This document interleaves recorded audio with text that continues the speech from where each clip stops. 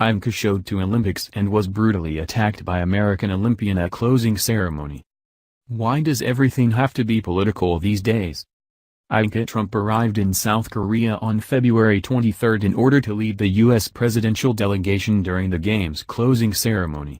And she also used the opportunity to meet with South Korean President Moon Jae-in about possibly having diplomatic talks with the North Korean dictator Kim Jong-un, who has kept the world on edge with his constant nuclear threats.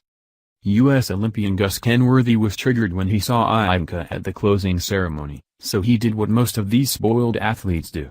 He took to social media to whine to the world. And the responses were epic. These people are correct. He finished so poorly that all he was probably trying to do is deflect from the fact that his career is most certainly over. The biggest news he made in the 2018 Olympic Games is that he kissed his boyfriend on TV. Kenworthy is a man who thrives on calling attention to himself.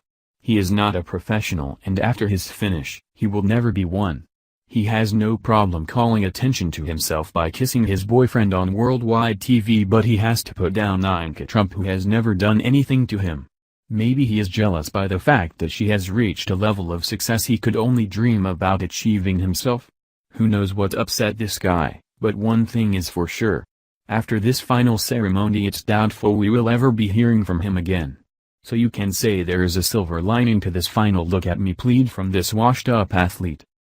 Please share if you agree Kenworth should just shut up and ski, although he doesn't seem to be very good at either.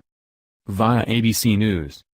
Ivanka Trump sat within an arm's length of the North Korean delegation at the closing ceremonies of the Winter Olympic Games on Sunday, but there was no interaction between her and the Hermit Kingdom envoys, according to a senior Trump administration official.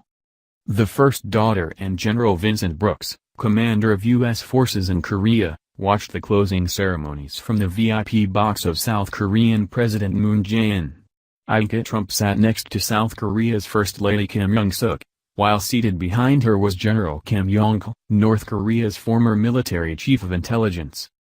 During the closing ceremony, Ivanka Trump and the U.S. delegation congratulated Moon and the First Lady on an incredible Olympic Games and applauded throughout the ceremonies, including for the U.S. and South Korean athletes, the administration official said in a statement.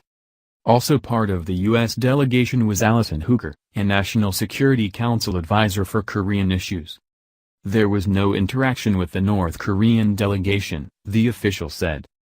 Pence not standing during Olympics opening ceremony draws social media debate.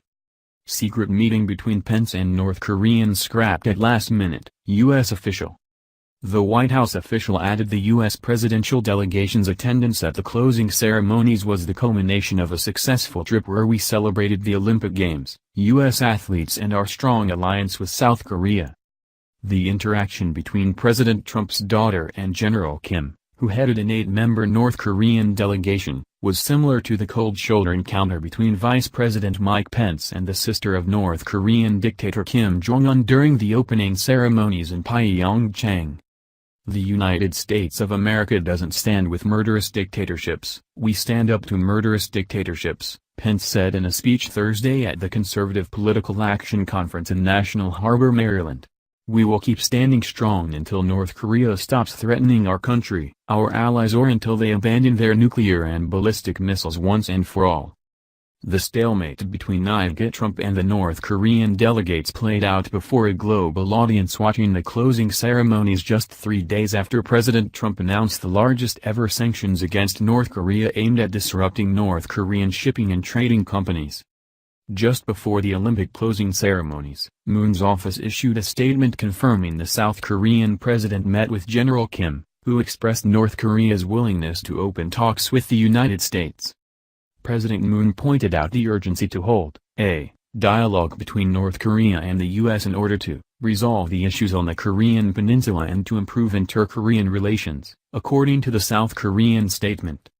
Meanwhile, the closing ceremonies emphasized the human spirit of perseverance and capped the 23rd Olympic Winter Games with a combination of music, dance, art and a spectacular fireworks display against the backdrop of Pyeongchang's snow-capped mountains. Athletes who participated in the Games marched into the Pyeongchang Olympic Stadium, waved the flags of their countries. South and North Korean athletes marched together, as they did in the opening ceremony. How'd you get so